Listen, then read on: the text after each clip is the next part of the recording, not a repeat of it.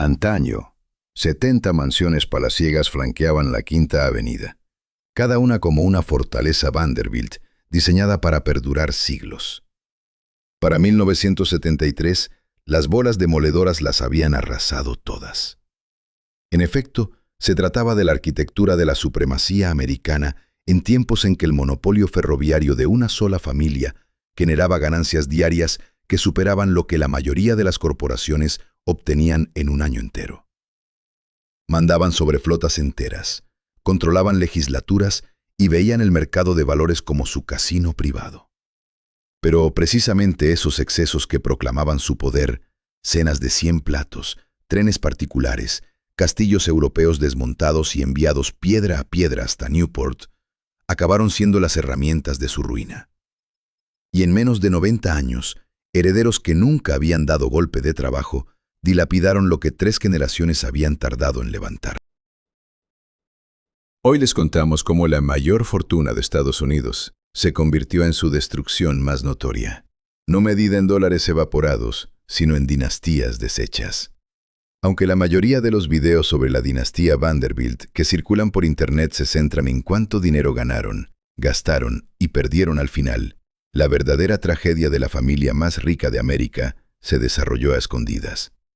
Verán, el escandaloso ascenso y caída de los Vanderbilt rara vez se narra tal como fue. Un derrumbe épico nacido de fallos en la crianza, que oscilaron entre un autoritarismo brutal y una indulgencia negligente, de hijos deformados por una riqueza que nunca se ganaron, y de una saga en la que el dinero se erigió en Dios y demonio a la vez. Por eso, en este episodio de Old Money Luxury, les ofrecemos un análisis único sobre cómo la dinastía más opulenta de Estados Unidos estaba condenada desde el principio.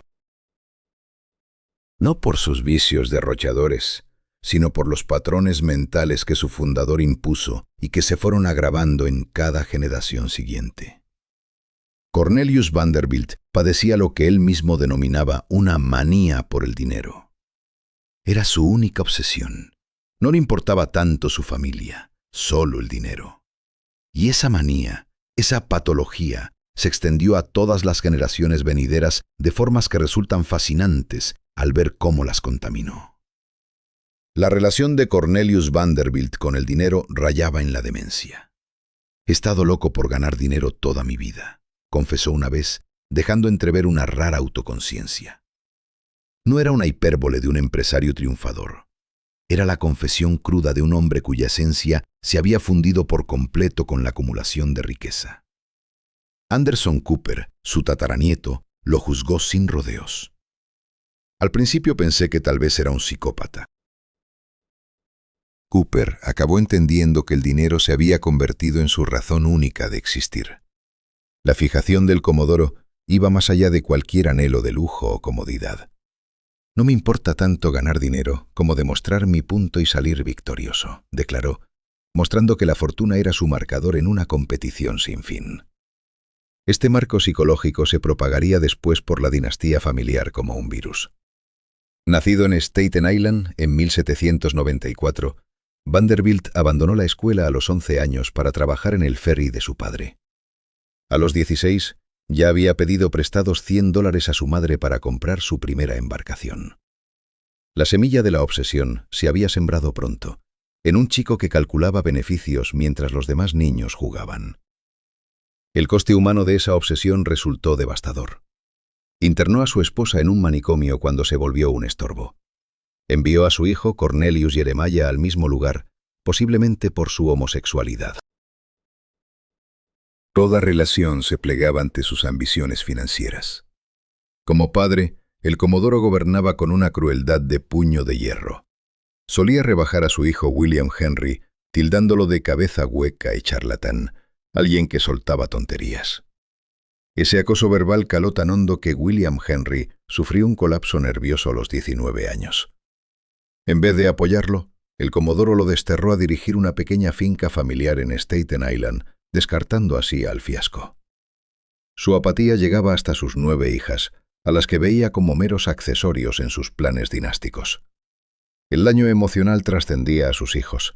Vanderbilt usó su fortuna como arma incluso tras la muerte, legando el 95% a William Henry, mientras el 5% restante se repartía entre sus otros 10 hijos. El dinero actuaba como su mecanismo de control supremo, prolongando su tiranía allende la tumba. Sus tácticas empresariales igualaban su brutalidad personal. Aplastaba a rivales sin titubear, viendo el negocio como una guerra y la acumulación como una conquista. Empezó con ferries, pasó a vapores y culminó en ferrocarriles. Consolidó monopolios de transporte mediante manipulaciones y saña. Los competidores solían pagarle sumas considerables solo para operar en otro lado, verdaderos homenajes al terror que infundía. Sus monopolios de vapores le valieron el título de Comodoro, un apodo que lo acompañó cuando viró hacia el dominio ferroviario. Cuando lo cuestionaban, él declaraba con fama: «¿Qué me importa la ley? ¿Acaso no tengo el poder?». Al morir en 1877, había acumulado unos 15 millones de dólares, lo que convirtió a los Vanderbilt en la familia más rica del planeta. Lo que el Comodoro no previó fue cómo su relación patológica con el dinero se transformaría a lo largo de las generaciones.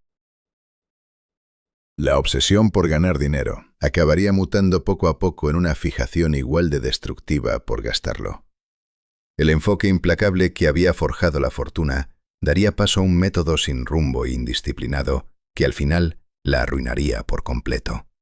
Y las cicatrices de su crianza autoritaria reverberarían por la línea familiar, generando generaciones de hijos traumatizados por la dureza o incapacitados por el exceso de permisividad.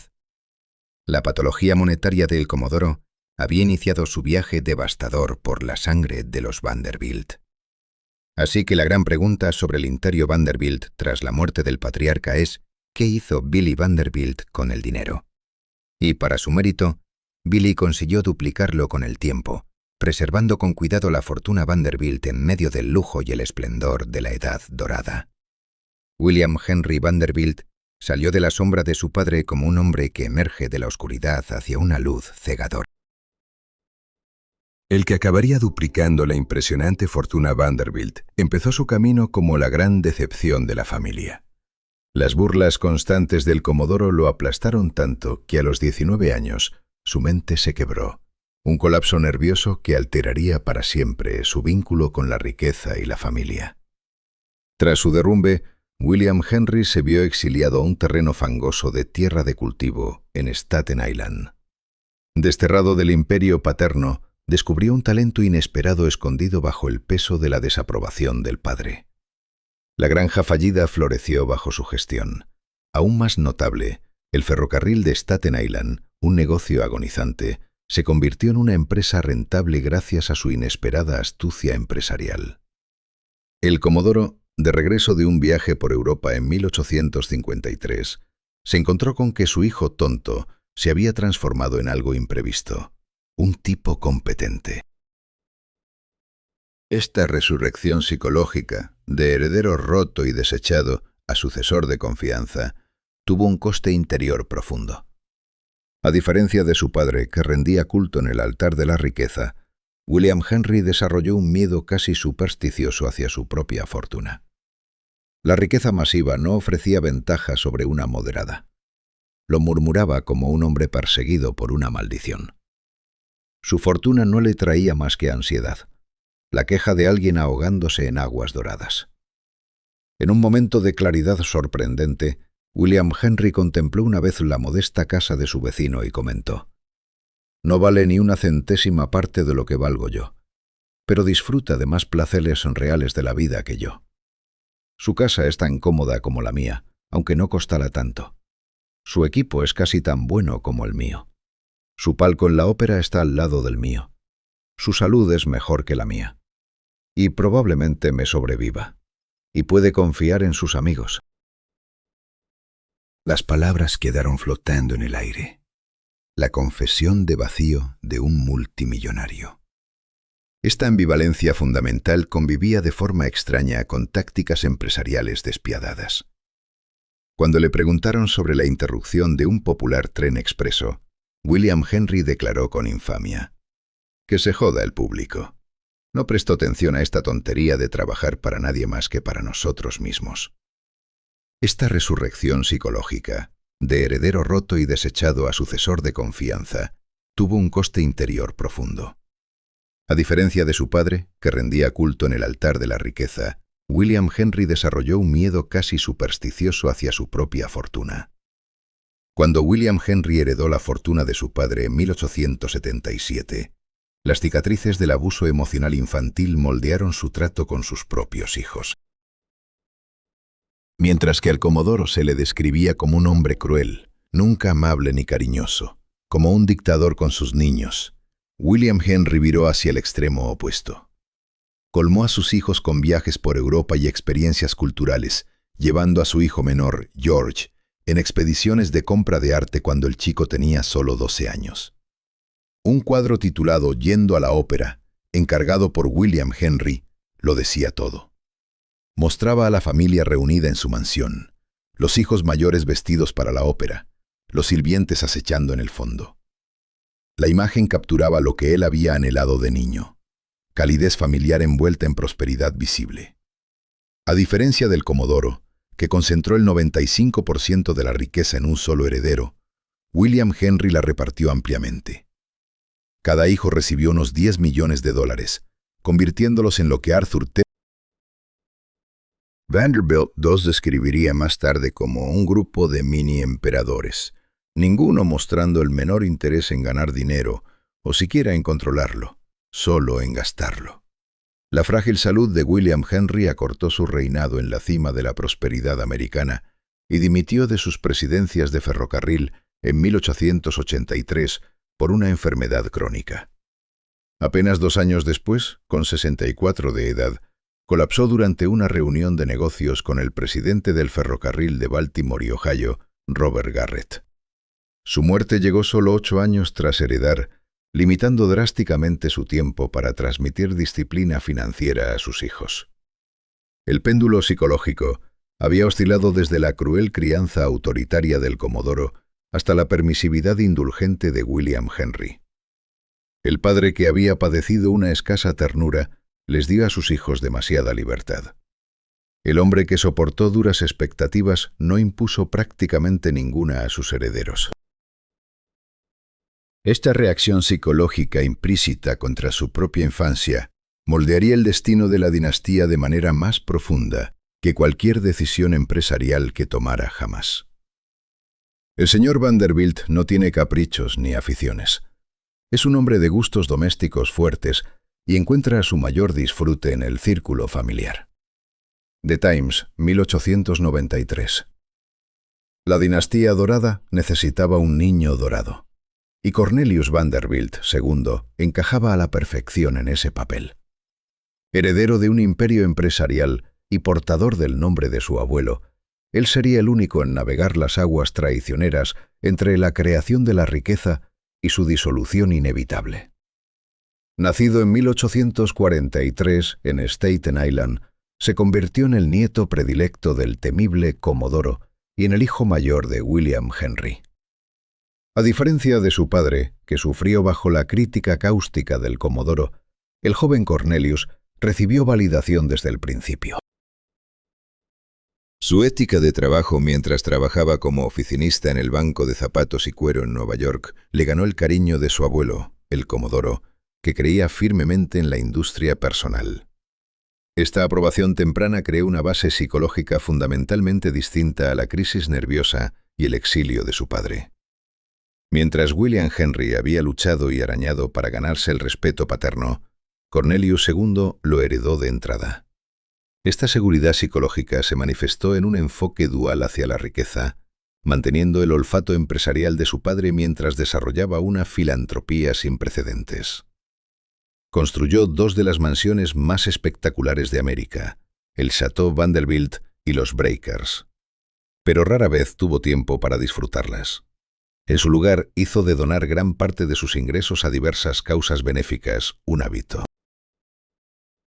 Sin embargo, bajo esa capa de éxito y generosidad, latía un rasgo Vanderbilt familiar, el control autoritario. Cornelius II demostró ser un hombre duro en sus relaciones con sus hijos mayores. Cuando su hijo Cornelius III anunció en 1896 que quería casarse con Grace Graham Wilson, Cornelius II negó el permiso.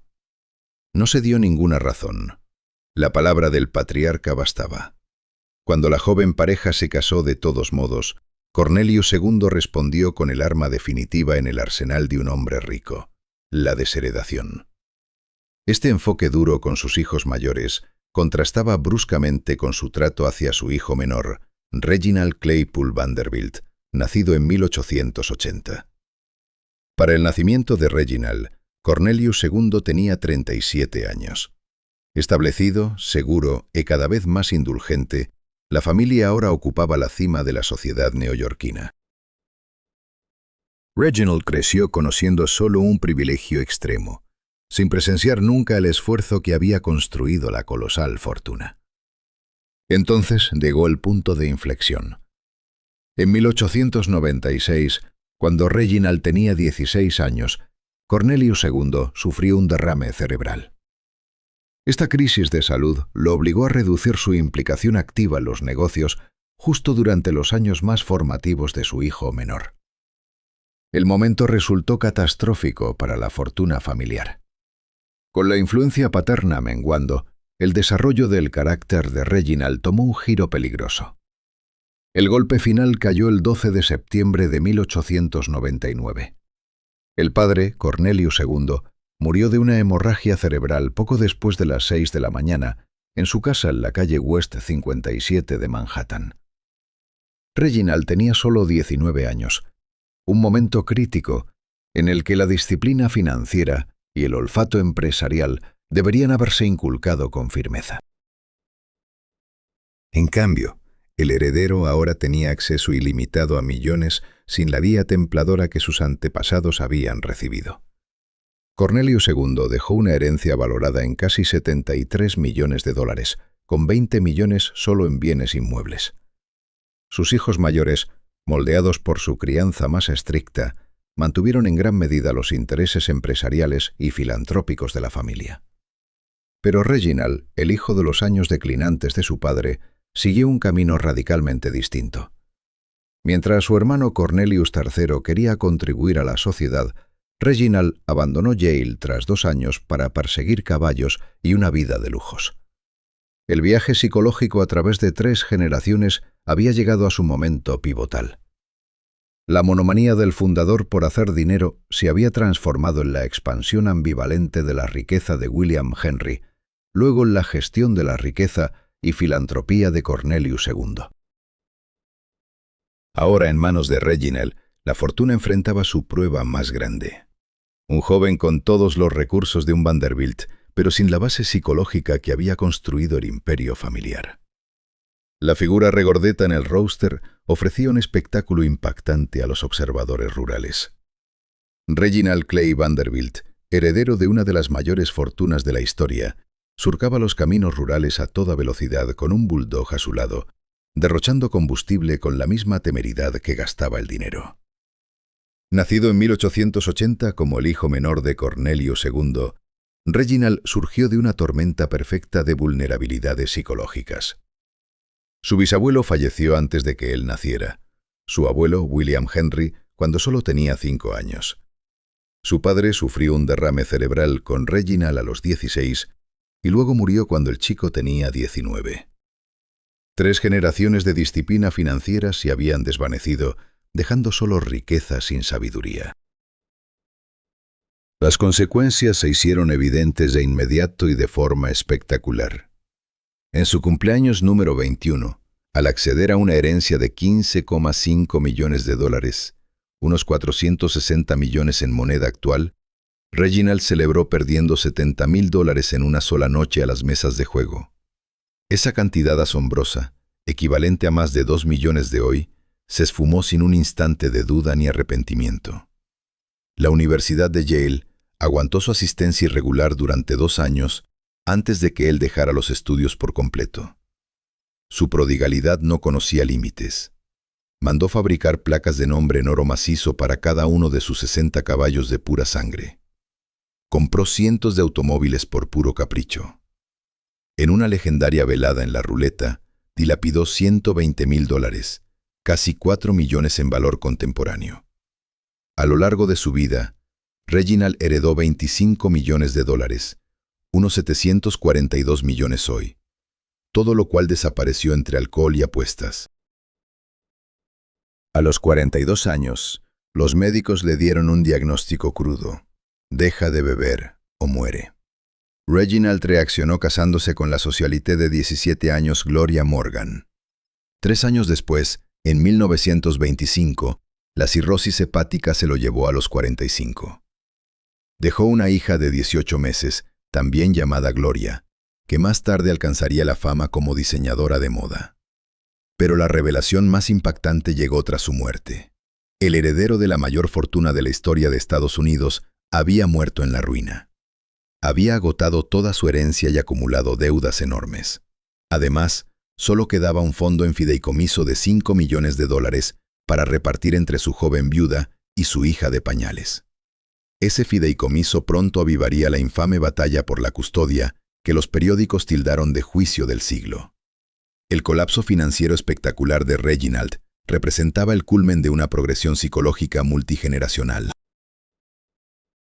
A diferencia del Commodore, que creó la riqueza con una determinación feroz, a diferencia de William Henry, que la mantuvo con una disciplina ansiosa, a diferencia de Cornelius II, que la equilibró con filantropía, Reginald solo conocía el consumo. Su desarrollo careció de aportes psicológicos clave. La guía estricta de un padre autoritario se había esfumado en sus años formativos. Mientras que generaciones anteriores solo recibían validación tras demostrar competencia, Reginald gozaba de aprobación sin expectativas a la altura. Sin una figura de autoridad que impusiera límites, en términos psicológicos, Reginald mostró el clásico síndrome de la tercera generación. Al no haber creado riqueza por sí mismo, ni haberla visto crearse, le faltaban tanto las habilidades como la motivación para preservarla. La trayectoria psicológica de la fortuna Vanderbilt había llegado a su conclusión inevitable. La acumulación obsesiva se había convertido por completo en un gasto patológico, y la pequeña Gloria, nacida en medio de un esplendor en decadencia, llevaría esa herencia psicológica a la siguiente generación.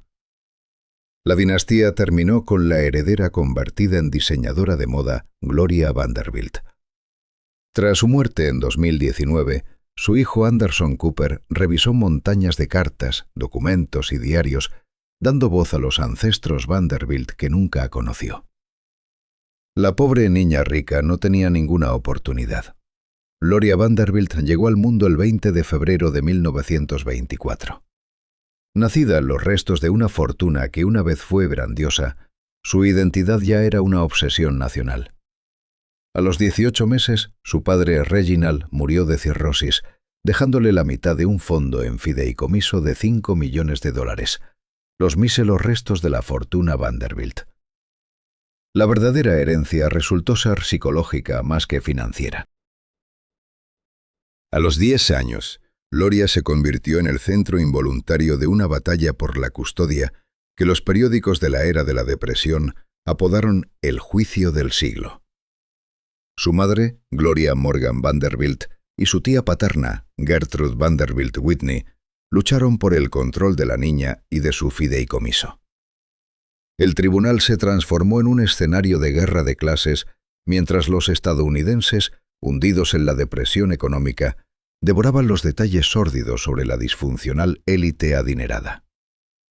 Tras ganar la custodia a su tía, Gloria le contaría después a su hijo Anderson. No tenía ninguna relación con ella y solo la adoraba desde lejos. Me sentía como una impostora. La relación de Gloria con la riqueza reflejaba su infancia fragmentada, inconsistente, inestable, en última instancia poco fiable.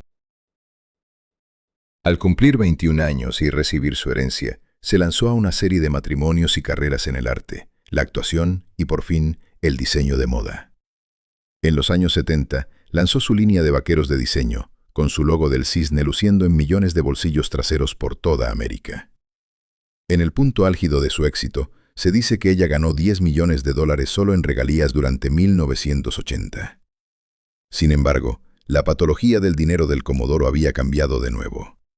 Gloria iba y venía entre acumular fortunas y perderlas por completo. Los años 80 trajeron una catástrofe, cuando Gloria se enteró de que su abogado la había estafado por millones y no había pagado sus impuestos. El IRS puso un embargo sobre sus propiedades por $2,5 millones. Obligada a vender sus casas, se enfrentó una vez más a la ruina financiera. Su hijo Anderson, nacido en 1967, observaba ese ciclo con una fatiga que crecía poco a poco. A los 13 años, Cooper ya había empezado a trabajar como modelo infantil para ganarse su propio dinero. El trabajo ha sido lo que me ha ayudado a superar todo, confesaría más adelante. En lugar de resentir la falta de la riqueza Vanderbilt, Cooper abrazó la independencia. No creo en heredar dinero, declaró, llamándolo un veneno para la iniciativa y una maldición. Se alejó deliberadamente del legado Vanderbilt. Se identificaba como un Cooper, el apellido de su padre, que había crecido en la pobreza en Mississippi. La ironía final llegó en 2019, cuando Gloria murió a los 95 años. Le dejó a su hijo unos $1,5 millones, confirmando que la fortuna Vanderbilt se había evaporado del todo. Pero algo inesperado ocurrió al final de la vida de Gloria. Cooper, que había pasado décadas esquivando el legado Vanderbilt, se sintió atraído de repente por entenderlo. En 2021, coescribió Vanderbilt, The Rise and Fall of an American Dynasty, junto a la historiadora Catherine Howe. Su objetivo no era ensalzar la riqueza familiar, sino analizar cómo el dinero había deformado a cada generación que lo tocaba. La gran fortuna había dado un giro completo. Lo que empezó como una obsesión patológica por acumular riqueza había dado lugar, 5 generaciones después, a un hombre que encontró la libertad psicológica al rechazar por completo el control del dinero.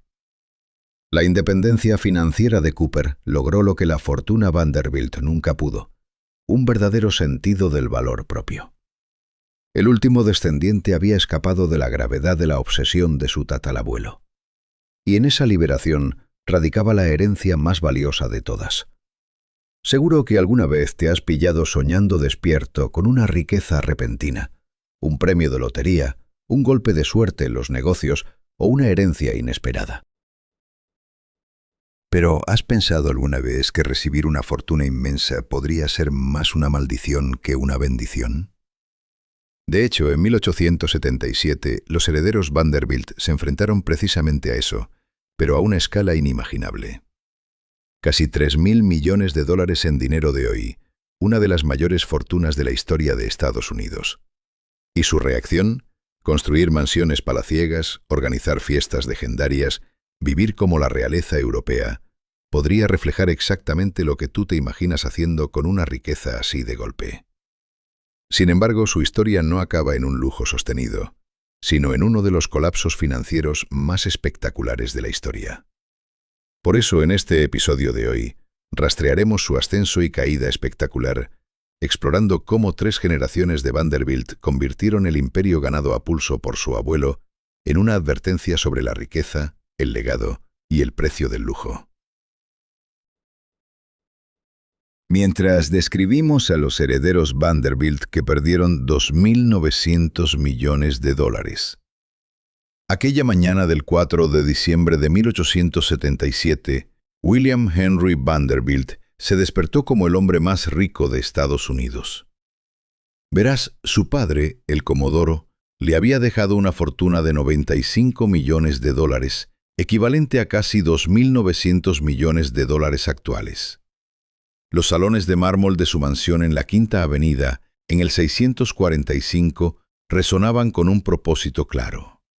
Un monumento al ascenso meteórico de su familia, desde operadores de ferries en Staten Island hasta titanes de los ferrocarriles.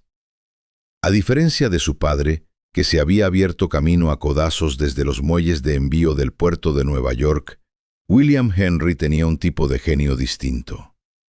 En los siguientes 8 años, duplicaría la fortuna familiar hasta casi $200 millones mediante consolidaciones astutas de ferrocarriles y manipulaciones del mercado. Pero en ese mismo éxito, estaban las semillas de la destrucción.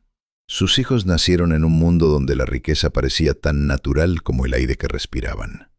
No heredaron solo dinero, sino un derecho de nacimiento americano peculiar. La obligación de exhibir su fortuna de formas que habrían hecho que su abuelo, el Comodoro, se removiera en su tumba recién cavada. El Comodoro había vivido con modestia en una sencilla casa de piedra marrón. Sus nietos construirían palacios. La transformación empezó con Cornelius Vanderbilt II, el hijo mayor de William Henry. Su mansión en la primera Oeste 57 Street se convertiría en la residencia privada más grande jamás construida en Nueva York. Un monumento al exceso que ocupaba toda una manzana de la ciudad. Su hermano, William Kisum Vanderbilt, sin quedarse atrás, encargó a Richard Morris Hunt que diseñara un chateau de piedra caliza que dejaría boquiabierta a la Quinta Avenida. Pero sería la siguiente generación la que pondría realmente a prueba los límites de la fortuna Vanderbilt. William Henry observaba desde su estudio cómo las ambiciones de sus nietos se expandían más allá incluso de los límites dorados de Nueva York. Mientras el Comodoro había invertido en infraestructuras que construyeron América, sus bisnietos invertirían en arte europeo, muebles franceses y mármol italiano, activos que no generaban nada más que admiración. Las cifras contaban una historia que no dejaba dormir a William Henry. Cada mansión necesitaba un personal de al menos 25 sirvientes. Solo los costes anuales de mantenimiento habrían bastado para financiar un ferrocarril modesto. Sin embargo, estos gastos se quedaban cortos al lado de las obligaciones sociales, los yates, las cuadras de caballos de pura sangre y la incansable búsqueda de la supremacía en la alta sociedad. En sus últimos años, William Henry intuyó que un cambio se avecinaba en América, una transformación que demandaría algo más que una fortuna inmensa para superarla. Los vientos políticos soplaban en contra de los grandes monopolios que su padre había levantado. La opinión pública se volvía en contra de las muestras de riqueza excesiva, y sus herederos, criados en un lujo sin precedentes, parecían ciegos ante esas tormentas que se avecinaban. Cuando la vida de William Henry llegaba a su fin en 1885, la fortuna Vanderbilt se hallaba en su punto más alto. Pero bajo la superficie reluciente de la mayor fortuna de América, empezaban a formarse grietas. La siguiente generación de Vanderbilt estaba a punto de aprender una dura lección sobre la riqueza. Generarla era una cosa. Mantenerla resultaría ser algo completamente distinto. En 1883, cuando Cornelius Vanderbilt II abrió por primera vez las puertas de su nueva mansión en la primera Avenida Oeste, calle 57, la ambición Vanderbilt alcanzó su cima arquitectónica. La casa se extendía por todo un bloque de la ciudad, lo que requería un pequeño ejército de sirvientes para su cuidado. El gran salón brillaba con mármol italiano raro, cada pieza elegida e importada a un coste desorbitado. Pero lo que más revelaba no era el tamaño de la mansión, sino su propósito. No servía para resguardar ni para dar comodidad, sino para proclamar. La decisión de la familia de exhibir su riqueza convirtió a la Quinta Avenida en un desfile de palacios de piedra caliza. Cada nueva mansión pretendía superar a las anteriores, transformando la calle más elegante de Nueva York en un campo de batalla de superación arquitectónica. Los turistas se congregaban a diario frente a sus casas, convirtiendo la vida privada de la familia en un teatro público. Los Vanderbilt respondieron a ese escrutinio no con retirada, sino construyendo monumentos aún más impresionantes a su riqueza. Mientras tanto, el imperio ferroviario que generaba esa fortuna afrontaba crecientes desafíos. Las nuevas regulaciones gubernamentales ponían en jaque sus monopolios. Los sindicatos cuestionaban su autoridad. La Ley de Comercio Interestatal de 1887 apuntó directamente a las prácticas de precios de la industria ferroviaria. Pero en el ambiente refinado de Newport y la Quinta Avenida, tales preocupaciones parecían lejanas e irrelevantes. Cada miembro de la tercera generación parecía empeñado en superar a los demás. Mientras Cornelius II dominaba la Quinta Avenida, su hermano menor, George, tramaba en secreto algo aún más grandioso. En las montañas de Carolina del Norte, edificaría Biltmore, un château tan vasto que haría que las casas de sus hermanos parecieran modestas en comparación. Los costes de construcción pondrían a prueba incluso la enorme fortuna Vanderbilt. Alfred Wynne Vanderbilt, hijo de Cornelius II, encarnaba el alejamiento de la tercera generación de las prioridades empresariales de su abuelo. Mientras el Commodore había dedicado su vida a construir su imperio ferroviario, Alfred invirtió millones en las granjas Sagamore, desarrollando una de las operaciones de cría de caballos más destacadas de América. El contraste entre generaciones no podía ser más marcado. El Commodore veía cada dólar como una herramienta para acumular más riqueza. Sus bisnietos veían el dinero como un medio para huir del mismo negocio que lo había creado. Se convirtieron en coleccionistas, deportistas y miembros de la alta sociedad. Todo menos en los empresarios incansables que habían forjado la fortuna familiar. Para la década de 1890, los costes anuales de operación de las diversas propiedades Vanderbilt habían alcanzado cifras astronómicas. Cada mansión requería un ejército de sirvientes. Cada granja de caballos demandaba una inversión constante. Cada yate necesitaba una tripulación completa todo el año. Pero más peligroso que estos gastos visibles era un cambio invisible que se producía en el mundo de los negocios americano, uno que pondría a prueba si el imperio ferroviario de los Vanderbilt podía sobrevivir sin el enfoque despiadado de sus fundadores. A medida que el siglo llegaba a su fin, J.P. Morgan, ya el banquero más poderoso de América, estaba reestructurando la industria ferroviaria. Su visión de los ferrocarriles americanos no tenía nada que ver con dinastías familiares o mansiones de mármol. Y en su metódica concentración de poder, estaba a punto de darles a los Vanderbilt una lección sobre la riqueza que resonaría a través de las generaciones. Cuando el siglo XIX daba paso al XX, las primeras grietas en el edificio financiero Vanderbilt empezaron a aparecer. La vasta red de ferrocarriles de la familia, antaño el titán indiscutible del transporte americano, enfrentaba desafíos sin precedentes. Standard Oil y otros gigantes industriales ahora controlaban las tarifas de flete que los Vanderbilt habían dictado en otro tiempo.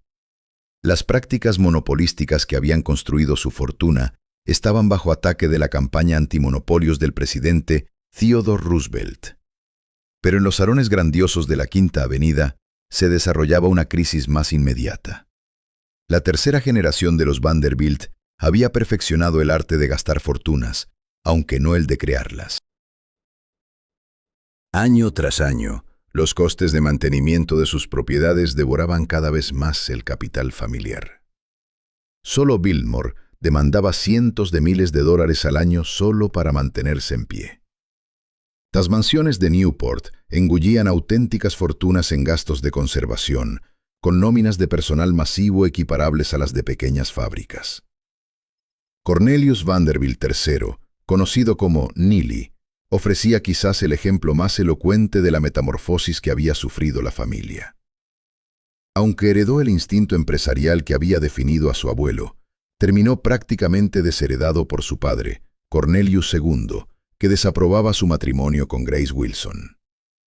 Su parte de la herencia, 1,5 millones de dólares frente a los decenas de millones de sus hermanos, supuso la primera grieta pública en la fachada unida de la familia.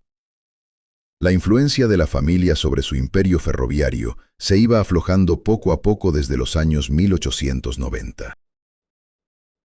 La creciente presencia de J.P. Morgan en el sector fue desplazando gradualmente a los Vanderbilt al margen de un negocio que una vez habían controlado por completo. Aquella familia que en su día imponía condiciones a Wall Street, ahora se veía cada vez más dependiente de la buena voluntad del establishment bancario. El cambio más revelador se produjo en la forma en que la cuarta generación percibía el origen de su riqueza. Mientras que el Comodoro pasaba sus días revisando manifiestos de envíos y horarios de trenes, sus bisnietos apenas pisaban las oficinas de las compañías ferroviarias. Heredaron acciones, pero no la gestión, riqueza, pero no el peso de la responsabilidad que la había acompañado. William K. Vanderbilt II encarnaba esta identidad en evolución. Aunque conservaba cierta implicación en los intereses ferroviarios familiares, su auténtica pasión radicaba en la búsqueda científica.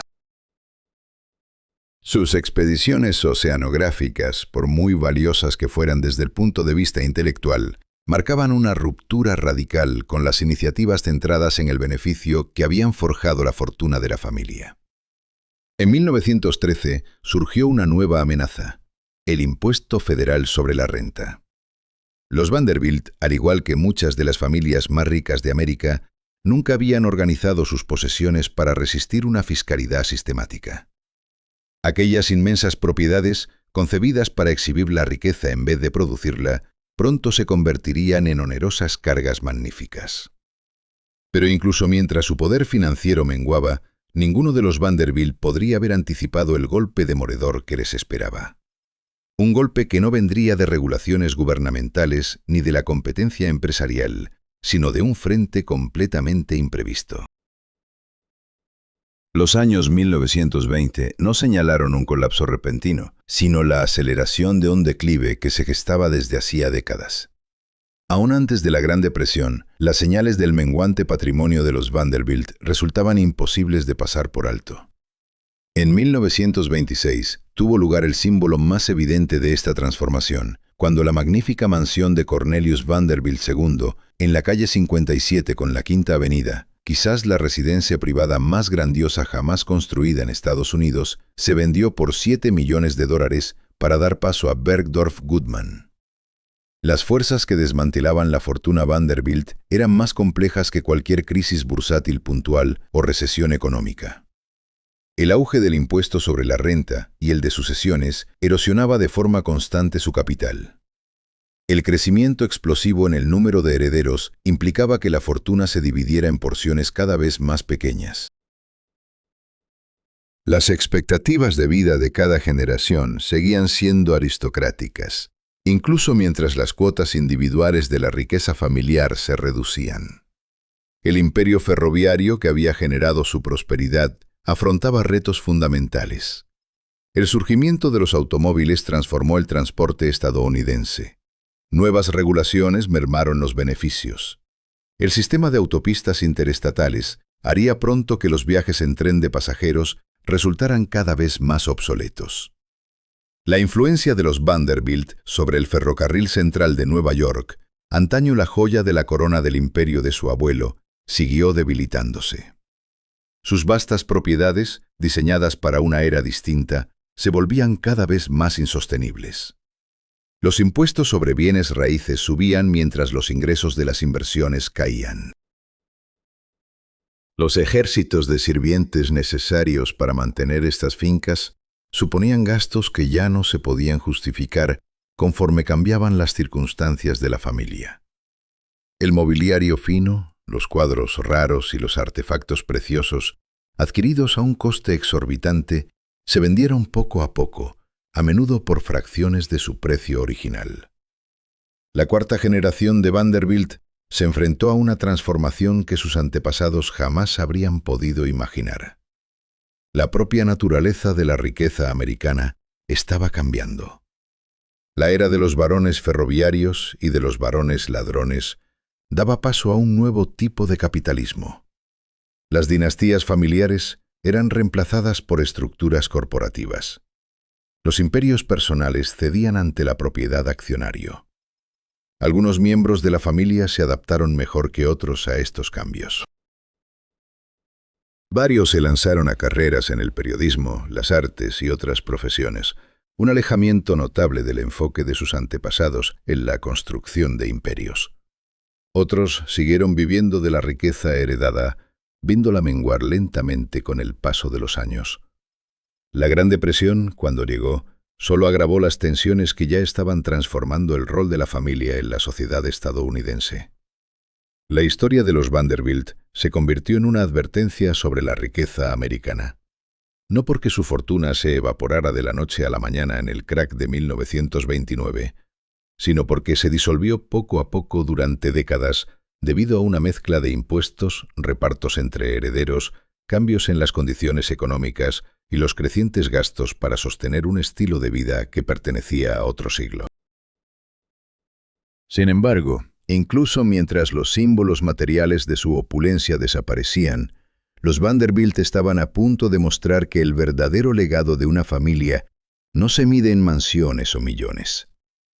El último capítulo del imperio ferroviario Vanderbilt llegó en 1968, cuando el Ferrocarril Central de Nueva York se fusionó con su rival de toda la vida, el Ferrocarril de Pensilvania.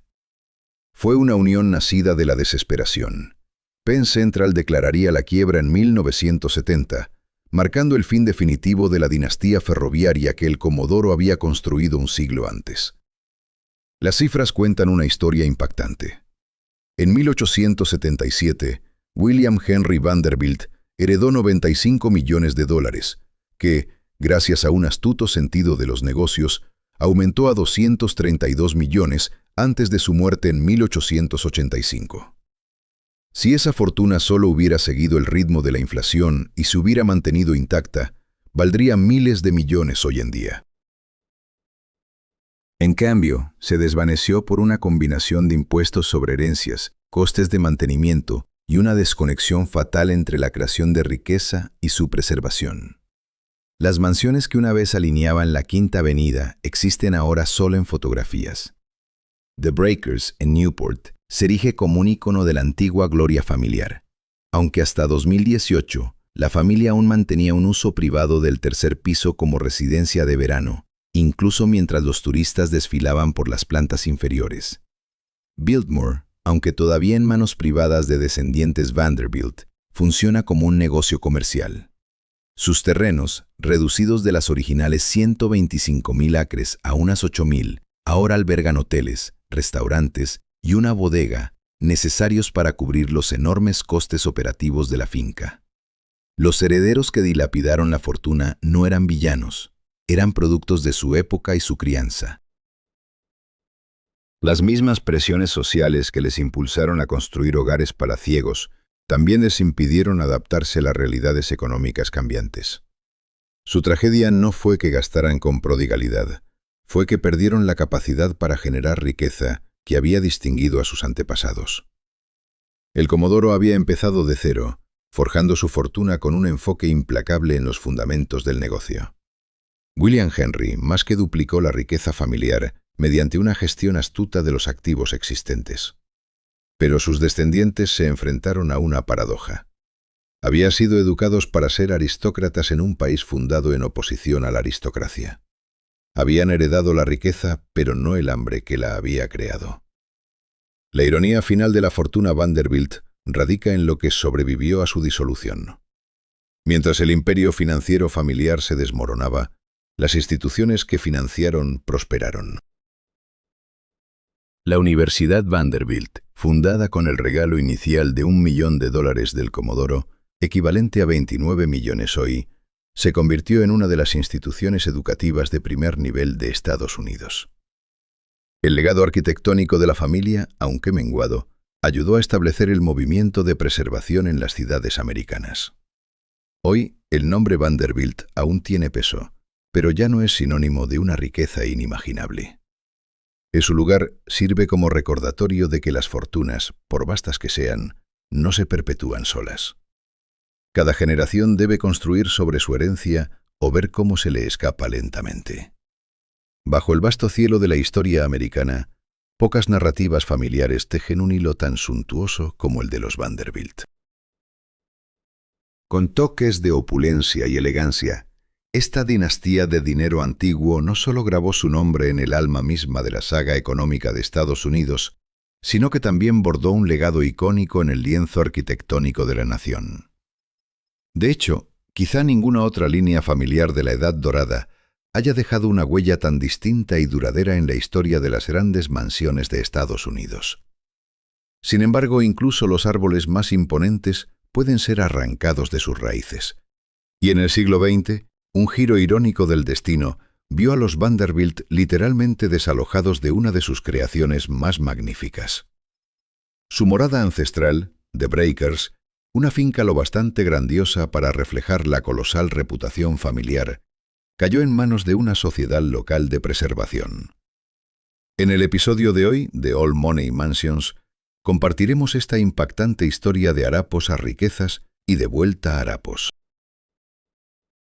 Desde deleitarse en retiros veraniegos suntuosos hasta recibir una notificación cruel de desalojo, mientras describimos cómo la familia Vanderbilt terminó expulsada de su propia mansión. A mediados del siglo XIX, Cornelius Vanderbilt, mejor conocido entre la élite y los susurros de los callejones de Nueva York como el Comodoro, transformó hábilmente un instinto agudo para los negocios en los cimientos de un coloso del transporte. Tras un exitoso paso por la empresa de vapores de Thomas Gibbons, Vanderbilt hizo un gran impacto al hundir a sus competidores con tarifas tan bajas que prácticamente le suplicaban sobornos para que navegara su espíritu emprendedor hacia aguas más tranquilas. Pero su control sobre el mercado marítimo, al parecer, fue solo el comienzo. Al empezar la década de 1860, el Comodoro cambió de rumbo hacia los chirriantes raíbulos de los ferrocarriles. Con la astucia de un gran maestro del ajedrez, se hizo con el Hudson River Railroad y en una persecución implacable incorporó el New York Central Railroad a su imperio. Sin detenerse ahí, pronto capturó también el Lake Shore and Michigan Southern Railway. Estas jugadas no eran simples operaciones comerciales. Eran pinceladas audaces que redibujaban el mapa del país. Así, para cuando dio su último adiós, la fortuna de los Vanderbilt era casi insuperable, con el nombre del Comodoro grabado en lo más profundo de la nobleza ferroviaria. Sin embargo, reducir el legado Vanderbilt a una mera historia de triunfos comerciales sería pasar por alto su enorme relevancia en la historia de la arquitectura estadounidense. Piense, por ejemplo, en la mansión Biltmore, ideada por George Washington Vanderbilt II y enclavada en el verde abrazo de las montañas de Asheville, en Carolina del Norte. Esta obra maestra de la Edad Dorada, con su piedra caliza de Indiana envolviendo una extensión de 365 pies, encarna a la perfección el derroche Vanderbilt. Pero las hazañas arquitectónicas de esta ilustre familia no culminaron en Biltmore. Estaba también, por supuesto, la mansión de Breakers en Newport, Rhode Island, ese impecable edificio de piedra que centra nuestra atención hoy. Como faro de grandiosidad Vanderbilt, The Breakers se erigió como refugio veraniego para Cornelius Vanderbilt II. Concebida por el renombrado arquitecto Richard Morris Hunt, su construcción se extendió de 1893 a 1895. Inspirada en la elegancia palaciega europea, The Breakers proclamaba con audacia las aspiraciones sonregias de los Vanderbilt en suelo americano.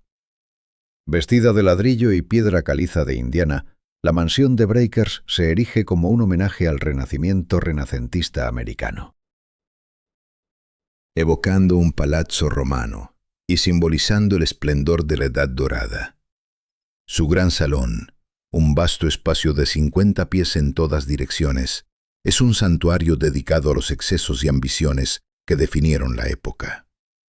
Y cuando The Breakers surgió de las cenizas de su predecesora, destruida por un incendio en 1892, no solo tomó forma un edificio, sino un monumento al inmenso poder y alcance de los Vanderbilt.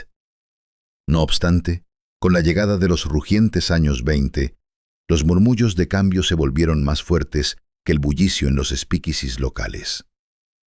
La riqueza Vanderbilt, antaño vista como inagotable, se diluyó, repartida entre herederos con gusto por lo frívolo. Mientras la Gran Depresión se acercaba, el control familiar sobre los ferrocarriles se aflojó y se encontraron navegando un mundo que ya no latía al ritmo de las locomotoras de vapor, sino al zumbido de una nueva era. Al avanzar de los años 40 a los 50, Estados Unidos asistió al nacimiento de los movimientos de preservación arquitectónica, un gesto colectivo de respeto a la grandeza histórica del país. En concreto, este nuevo aprecio tuvo su origen en el siglo XIX, cuando las casas de los arquitectos políticos de la nación, John Hancock y George Washington, pendían de un hilo al borde de la desaparición. Esto avivó un animado debate nacional sobre los méritos de la santidad histórica frente al tentador llamado del progreso económico, que a menudo inclinaba la balanza hacia la demolición. En este contexto entraron en escena grupos como la Preservation Society of Newport County, en Rhode Island, un colectivo dedicado a defender la conservación por encima de la rendición. Fundada en 1945 por los cívicos Catherine y George Warren, la sociedad empezó como la Georgian Society, con el compromiso de proteger la venerable Hunter House, una joya colonial georgiana junto al puerto, del avance inexorable del desarrollo. Fue en este panorama cuando la mansión de Breakers, ese paradigma de opulencia de la Edad Dorada en el 44 de Ocre Point Avenue, se enfrentó a su propia encrucijada existencial. Construida como retiro veraniego para Cornelius Vanderbilt II, para 1945 esta morada palaciega había pasado de ser un santuario familiar privado a un icono público que cautivaba al país. Y la historia se complicó cuando Gladys, la hija menor de Cornelius II y guardiana de la finca desde 1934, se alineó con la Sociedad de Preservación. Con un ojo para el valor histórico y un corazón entregado al deber cívico, abrió las puertas de The Breakers en 1948, no solo para exhibir su esplendor, sino para apoyar los fondos y la misión de la sociedad. De esta forma, se inició la transformación de una mansión privada en un santuario histórico público. Este relevo de custodia se formalizó en un contrato que era en esencia un acuerdo de caballeros por un simbólico $1 al año, permitiendo a la sociedad guiar el legado de The Breakers hacia el escrutinio público, mientras Gladys conservaba su apartamento privado, un ático en el tercer piso. De hecho, se trataba de una danza de gracia íntima bajo la mirada pública, y los rompedores florecieron como un lugar de peregrinación para quienes se dejaban seducir por el canto de sirena de la grandiosidad de la Edad Dorada. Sin embargo, la alianza entre la Sociedad de Preservación y los herederos Vanderbilt, forjada inicialmente en el espíritu de proteger un legado común, pronto empezó a mostrar grietas bajo la aparente armonía en la superficie. Mientras la tensión bullía a fuego lento, los orgullosos descendientes Vanderbilt se enfrentarían a continuación al compromiso inquebrantable de la sociedad con la conservación, en tanto la grandeza de los Breakers permanecía en silencio, esperando el resultado de un choque histórico que amenazaba con redefinir el destino de la mansión. El año 1972 abrió un capítulo decisivo en la saga de la mansión Breakers, cuando la Sociedad de Preservación del Condado de Newport County cerraba un acuerdo sin precedentes. Verá, la siguiente generación de herederos Vanderbilt traspasó la antorcha de la mansión a la sociedad por $366,000, una cantidad equivalente a unos $2,4 millones en la moneda actual. Una suma casi ridículamente asequible, hay que decirlo. Pero este traspaso de escrituras no fue solo un intercambio de billetes. Venía impregnado del acuerdo de que Laura Vanderbilt perduraría en las paredes de los rompedores. La condesa Sapari, heredera de Sicheny, mantuvo su residencia tras la venta, y al marcharse ella, Gladys y Paul Sapari, sus hijos, siguieron honrando el tercer piso de la mansión, su presencia como un habitante delegado enjaulado en oro. Pero los descendientes Vanderbilt miraban este pacto con una mezcla de respeto y escepticismo. Aunque el celo preservacionista de la sociedad era loable, surgieron disputas. Las tensiones bullían en torno a la importancia de los objetos familiares que adornaban los pasillos de la mansión, y se oían murmullos sobre el comercialismo que invadía la fidelidad histórica. El personal de la sociedad, acusado de subvalorar los artefactos Vanderbilt, se vio en medio de una suave batalla de tira y afloja. Además, con la llegada opulenta de los años 80, proyectaron una sombra sobre la fortuna Vanderbilt. Antaño un monolito de la riqueza estadounidense, ahora un imperio menguante ante una tormenta financiera, los Breakers se erigían como un símbolo bello, aunque ominoso, de ese cambio. Su mantenimiento convirtiéndose en una piedra de molino para la Sociedad de Preservación, mientras los herederos Vanderbilt lidiaban con problemas económicos y se apoyaban cada vez más en la largueza de la sociedad. A principios de 1998, una tranquila serenidad parecía envolver con cariño la histórica mansión Breakers. Al igual que el mar sereno que acaricia su orilla, la mansión se alzaba majestuosa, testigo mudo de la conexión simbiótica que entonces florecía en sus muros. una relación entre la sociedad de preservación y los vestigios vivos de los creadores de la mansión, Paul y Gladys Sapari, bisnietos del legendario Cornelius Vanderbilt II. Ese mismo año, el presidente de la Junta de la Sociedad de Preservación había escrito palabras sobre el beneficio mutuo y la continuidad histórica, comentando: «Nos ayudará a contar a nuestros visitantes que los bisnietos del propietario original siguen viviendo en la casa». Y Paul y Gladys, en su compromiso generoso, no solo habían servido en la Junta de Trustees, sino que también habían dedicado su tiempo y esfuerzos como ofrendas preciosas, contribuyendo al legado próspero de la mansión. Sin embargo, bajo esa fachada de existencia armónica, una sombra inminente se deslizaba sigilosamente, desencadenada por la muerte de su madre, la condesa Anthony Sapari, poco después. Un punto de inflexión se avecinaba con rapidez, y aunque los pisos superiores de los Breakers seguían acunando los últimos descendientes Vanderbilt, las mareas de su relación con la sociedad de preservación empezaban a cambiar.